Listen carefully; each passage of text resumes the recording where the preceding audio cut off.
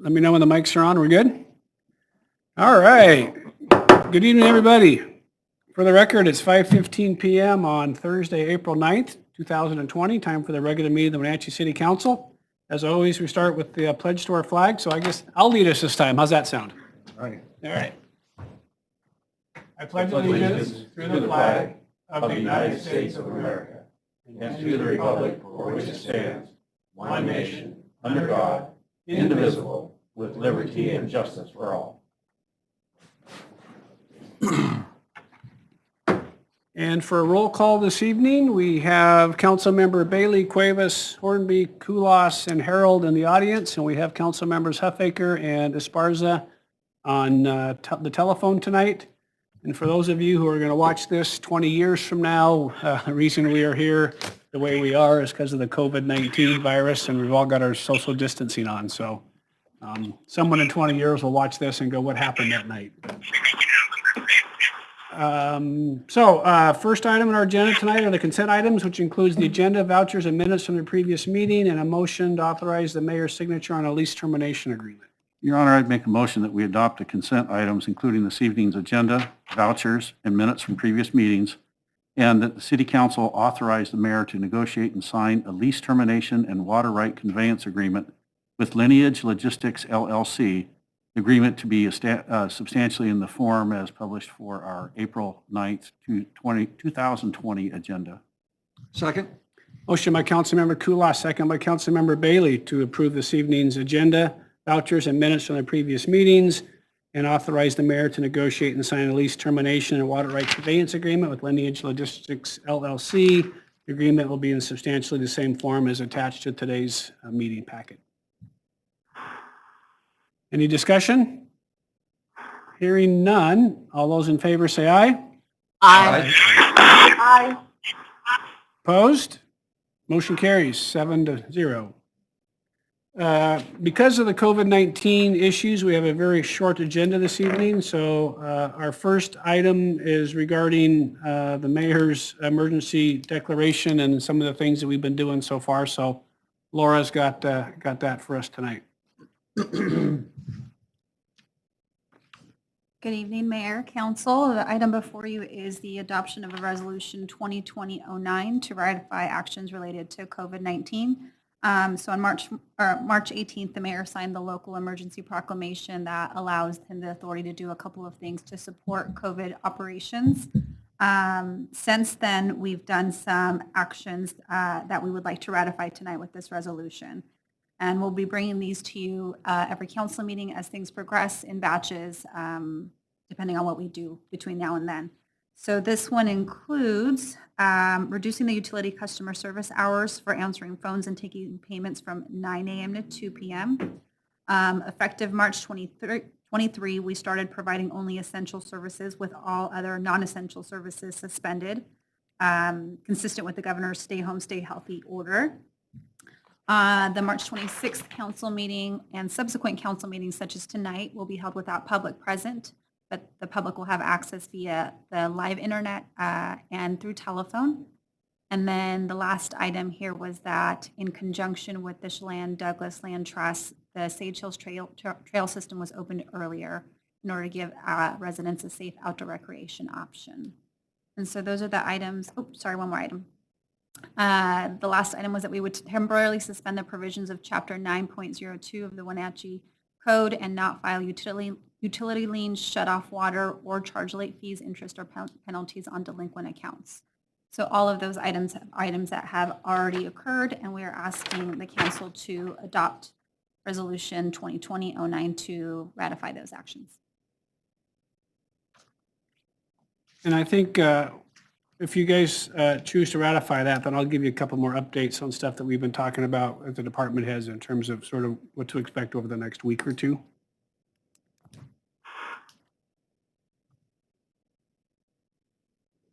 You want me to do that now? Why don't we put a motion on the floor? Okay. Your Honor, I'd make a motion that we adopt resolution 2020-09 to ratify actions related to the COVID-19. Oh, excuse me. I'll read the whole thing. Ratify the following actions that have occurred under the mayor's authority under the emergency proclamation for COVID-19, including reducing the utility customer service hours, providing only essential services, holding modified council meetings, approving the early opening of the Sage Hills Trail System, and not filing utility liens, shutting off water, or charging late fees, interest, or penalties on delinquent accounts. Second. Motion by Councilmember Kulas, second by Councilmember Hornby to adopt Resolution 2020-09, ratify the following actions that have occurred under the mayor's authority under the emergency proclamation for COVID-19, including reducing the utility customer service hours, providing only essential services, holding modified council meetings, approving the early opening of the Sage Hill Trail System, and not filing utility liens, shutting off water, or charging late fees, interest, or penalties on delinquent accounts. Any discussion? Hearing none. All those in favor say aye. Aye. Opposed? Motion carries.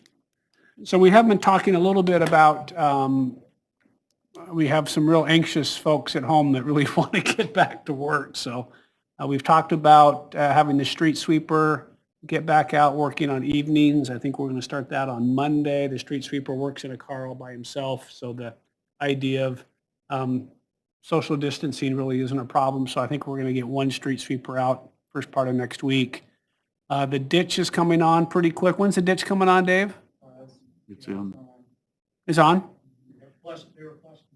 Okay, so obviously we got to check our park system to make sure there's not any leaks or anything. So I think we're going to do that sort of basic stuff. Dave said we're going to have to mow the grass once, I think, here pretty quick. So you may see a little bit more parks activity. I don't think they plan on starting watering for a while yet, but sounds like they got to do a little bit more to keep things sort of up to date. Right. Is that okay for what I said? Yeah. Okay. Yeah, so next week we'll have to run through all the parks and all the various irrigation systems to make sure everything is working. We don't have any major blowouts. So the guys will be working in pairs, in teams of 2, driving out separately, and then working via radio because we'll have one by the controller and the other one out in the field somewhere, checking to make sure we don't have a geyser somewhere. And then also on mowing, they're going to start individually, kind of like street sweeper, one person at a time, different park areas, just try to keep stuff down to below code enforcement levels. And they'll do that Monday through probably Thursday. Irrigation will be Monday, Tuesday. They think they can get through all of it then. Mowing would be Tuesday through Thursday, and then they'll take a week off from that and then come back and try to hit it again on the week of the 27th. So, easing into it. So those are probably the only new additions to sort of regular status employment is the parks crew, and then the street sweeper, I think, is really the only other one that you might see some action going on. So, all right, thanks, David. Yep, you bet. All right, DNR tree planting grant. Is that you, David? That's me. Come So on up. I didn't move. Okay. So last fall, we applied for a grant through the Department of Natural Resources to plant some trees in city parks, roughly 57 trees in several different park areas. We chose those particular park areas and projects because it would score well on the grant application, which is always important. It also fits a need for various replanting projects that we've had, and it also will help specifically for our Lincoln Park project, where we'll be able to use the revenues for the tree planting as part of that grant project and then not have to spend that money. It kind of extend that grant money out a bit. So we found out in February that we had a top rank project and we'll receive full funding at $17,100. And so if City Council accepts the grant, then we would start that project in the fall, right before trees go dormant for the year. It's a good time to plant. So that's kind of the plan. There'd be a few holdover trees that would go in at Lincoln after construction is done with that project.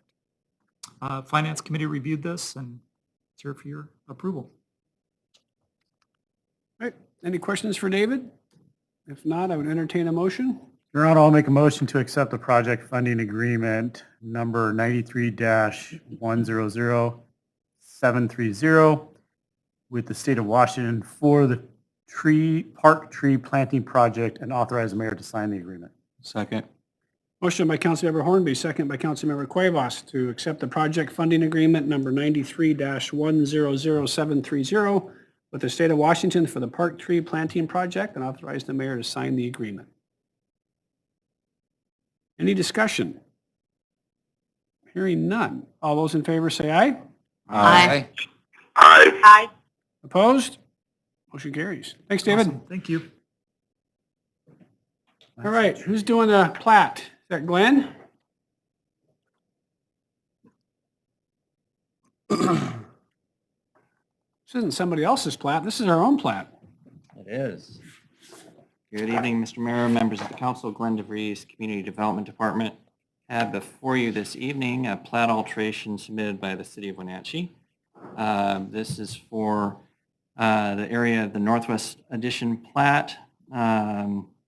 And the alteration modifies the number and configuration of a number of lots, extinguishes private roads, dedicates a new alley right-of-way, and the public alley will intersect with North Wenatchee Avenue in the same location as a private road and extend to connect to the future Columbia Street.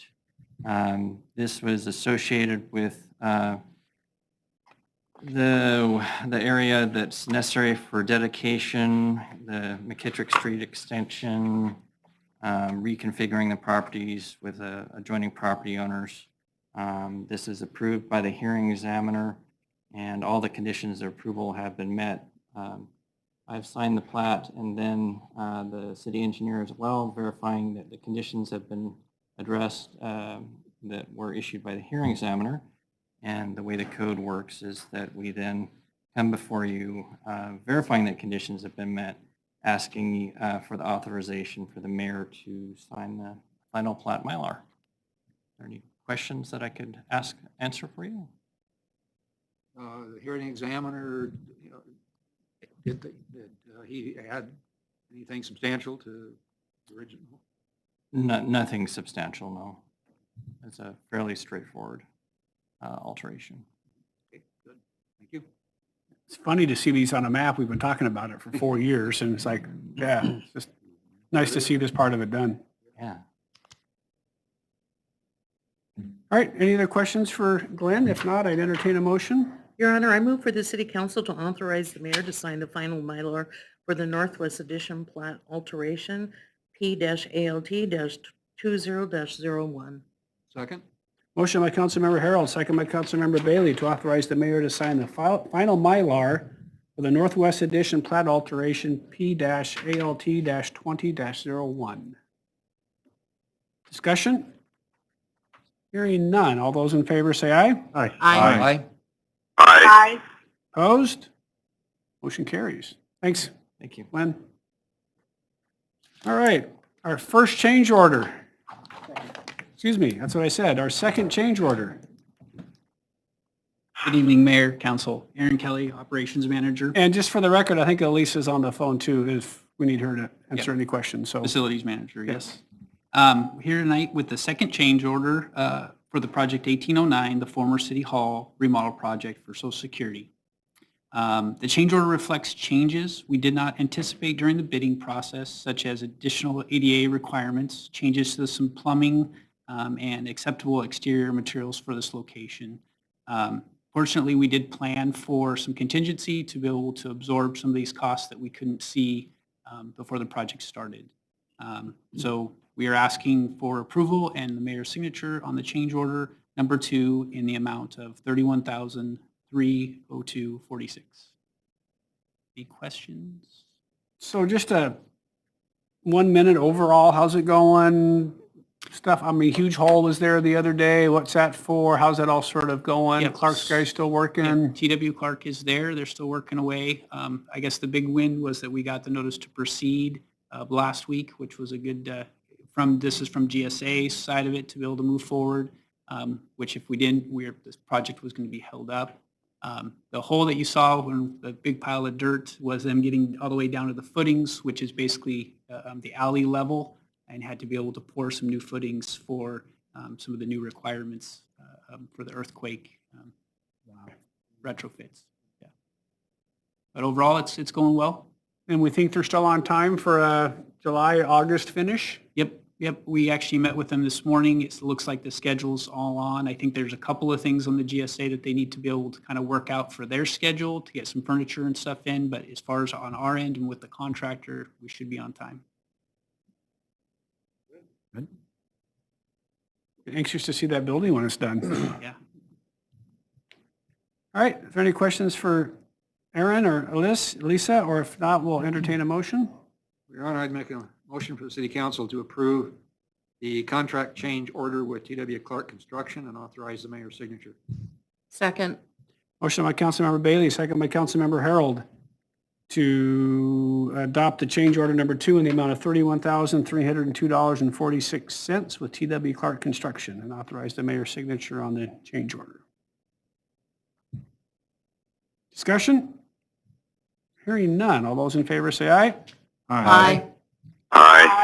Opposed? Motion carries. Thanks, Aaron. Thank you. So I have a long list of little things that I'm just going to try to get you guys up to speed on. Some of the stuff you guys heard in finance today, some of the stuff you guys heard in Public Works earlier this week, and some of it will be a little bit new. So I am signing the land sale documents for the pit property tomorrow morning at 10. So I understand the buyer is signing tomorrow afternoon at 4. So Brad, I don't know, we'll get a wire first part of next week if the title company calls you about where the money's supposed to go. We are on the final, really down to the final couple of items on the Winco deal. We've been sort of going back and forth, and we sort of got a deal a week ago. Lawyers are working on it in terms of getting the right of way and all that sort of stuff. But looks to me like we have a deal with Winco. Probably issue a building permit sometime tomorrow. Doesn't mean they're going to start building now, but I think they'll get a building permit sometime tomorrow. So it looks like that project is going to be a go. You probably read in the newspaper or saw on Facebook that the Douglas County Commissioners have decided to allow some additional building in Douglas County. They did that and then contacted the health department, and the health department sort of agreed with them in terms of their interpretation. I was on the phone today with the governor's chief legal counsel, who told me that they are interpreting that rule incorrectly, and that she would suggest the city of Wenatchee continue to do things the way we've been doing them, which is to help with refinances and ones that were ready for final inspections, we would do those. But in terms of ongoing regular residential inspections and construction, that should not be going on. So I want you to know that I got a lot of phone calls from the builders saying we got to do the same thing. And I took a bit of a break and did some phone calls. And again, the governor's office called me early afternoon and said, in no way what Douglas County is doing is the right interpretation. So at this point, we're going to stay put with what it is that we've been doing, but I wanted you to know that we did a little bit of work on that. Met with the chamber folks. As you know, our hotel motel tax is going to be have a major reduction, and I wasn't quite sure how that was going to work with our contract with the chamber. And Brad spent some time looking at it, as did Shiloh, and they both agreed that it's actually a percentage of the gross that they get. I don't know, it's 12% or something. So what's going to happen is their contract number is going to sort of work its way down. And so we've communicated that with them. They know it's coming. Shiloh did her own math and figured it, came up with the same number that Brad did in terms of what they're anticipating. So probably $100,000 reduction or close to that in the chamber. The facility is going to take a way bigger hit than that in terms of its ability to remodel and pay down debt. So And it's wise to just wait, put it on the back burner. yeah, and that's what we're going to do. And, Yeah. and we're obviously not going to be able to make the, we would do putting down the prepayment and trying to get that paid off. So that'll probably slow down. So I would say overall, the chamber got a better deal than the building is getting in terms of the amount of the reduction.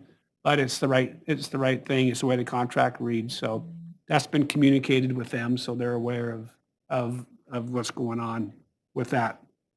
The chief has been out doing a little bit of patrolling. I got a call from the governor's office last Saturday about some complaints about your major retailers in town and not enough social distancing. So I actually had to shower and shave and clean up, and I went and met with our friends at Lowe's and Home Depot and Save Mart. And most of the stores have done a really good job of adjusting. There's one that is not doing a very good job, and Barry Kling's aware of it. So we're sort of letting Barry take the lead. I do think it's interesting for some of the council members and all the members of the public that are here is, the health district has all the authority here. The health district can shut down restaurants any day of the week.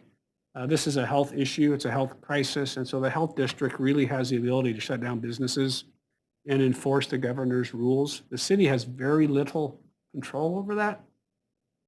So I think I've asked staff when they get questions, and I'll refer them to the health district. Let the health district make those sorts of decisions because they're really the ones that have most of the control here.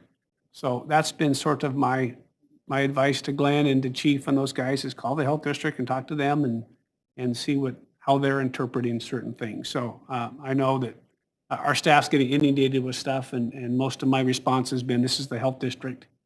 And then I hear, well, it's not fair. And I said, there's lots of laws that I know about that aren't very fair and that I don't like. But right now we just have to abide by the ones we have. So I commends to staff for doing that. But there's a lot of that sort of going on, as you guys probably know and are probably getting phone calls on. But I tend to refer most of that to the health district for their sort of interpretation.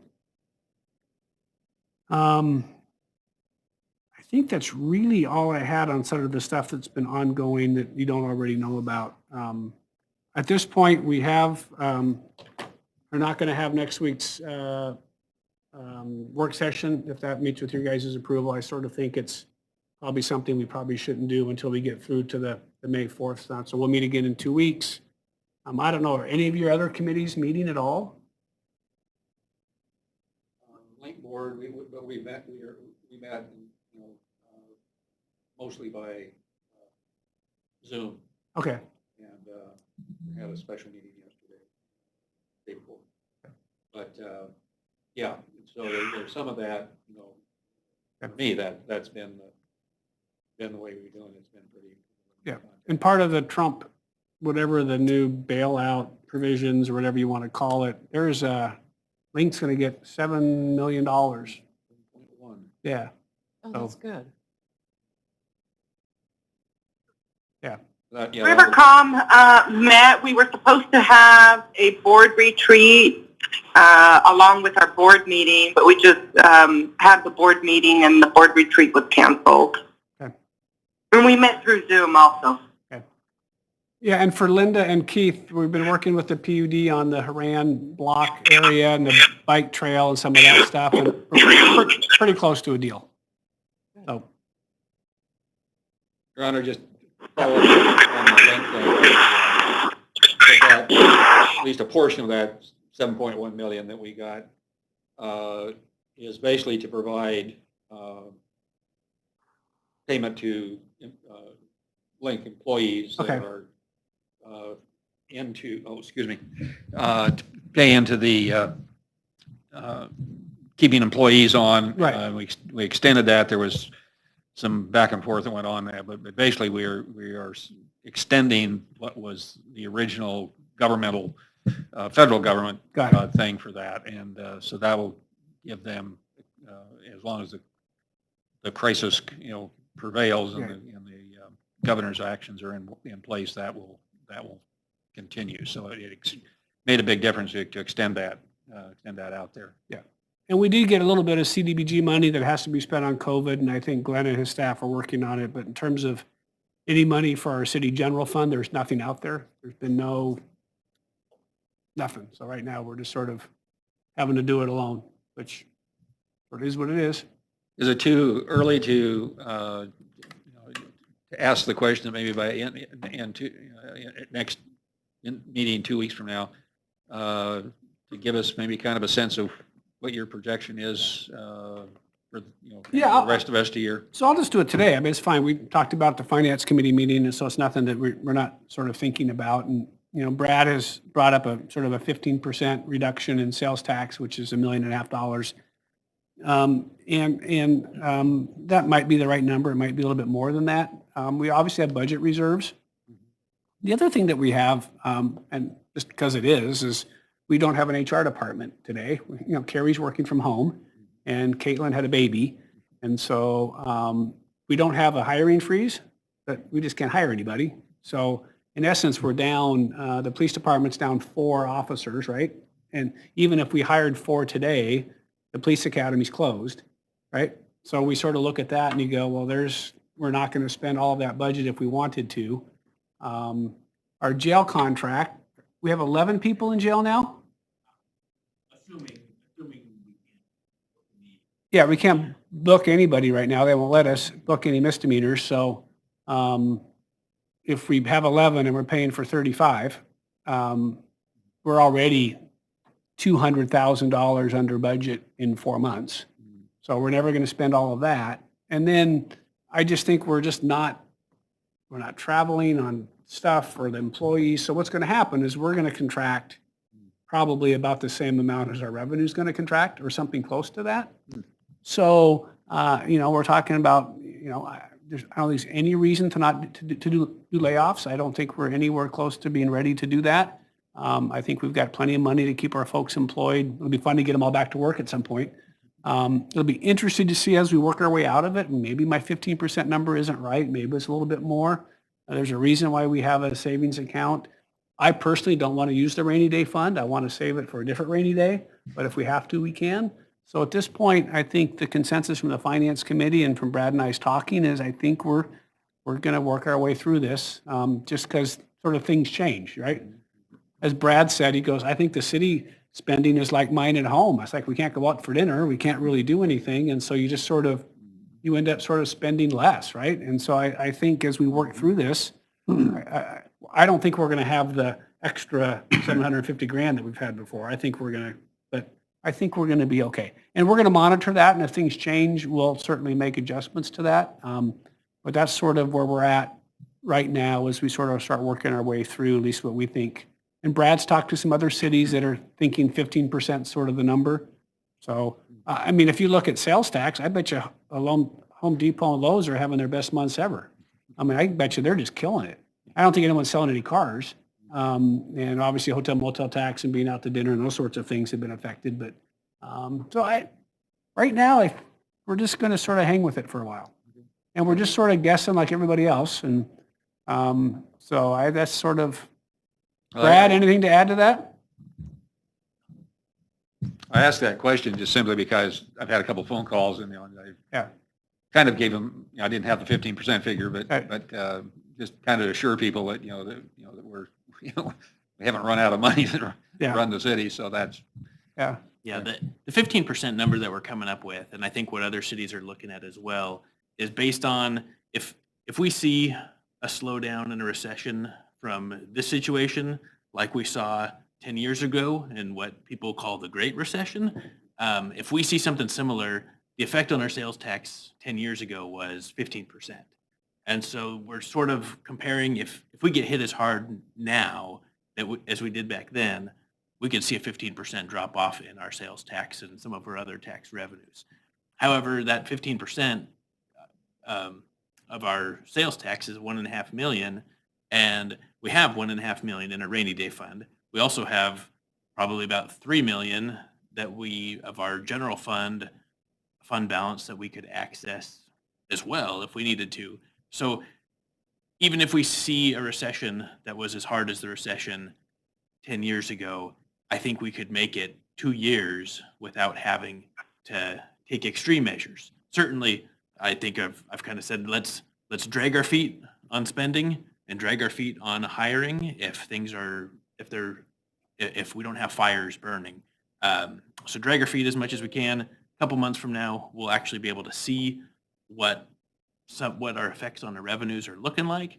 And at that point in time, we can start making decisions on, does this look like what we expected? Is this going to last? Hopefully in 2 months from now, we'll have a better idea of when we're going to get back to normal, whatever that's going to look like. And then at that point, we can figure out if we need to really start tightening things up. But I think we are comfortable enough. The city's done a great job over the past 10 years building reserves so that when the next recession hits, we're well positioned, much better positioned than we were 10 years ago. Good. Thank you. Thanks. So we are talking about it. We are thinking about it. And hopefully Brad's numbers are correct. And what we sort of think is happening is the way it's going to go. I've told Chief, hire the 4 guys. He just really hard to get them, and then there's no academy to take them to. So it's like this business is unusual is what I'm saying. We're just sort of conducting business, and it's unusual to do it. But I think we've, and we're gonna delay a water project or two, and some of that stuff's just gonna sort of spread itself out a little bit, and but we're still trying to get sort of stuff done the best that we can. So So it's not all doom and gloom. it's not all doom and gloom. I mean, we got to get through. I feel for the downtown business people. I mean, if you Yeah. ask me where my biggest heartache is, it's those people that have worked their tail off and have their life savings in businesses in downtown that can't be open right now. And I got an email from Linda Hagland and from the downtown business owners earlier in this week, and I did reply to them, and Travis saw it, and I don't know if the rest of you saw it, but said life's not fair right now, and I can't fix some of that stuff for you, so. All right, anything else for the good of the order? Then we'll probably meet in 2 more weeks, and I think in 2 weeks we'll have Finance Committee again and Public Works. Is that how that works? Okay. And we'll keep you posted. If something comes up big, I'll let you guys know via email or phone call. All right, Ruth, Keith, thank you. Yep, thanks. Thanks, Lisa. Bye.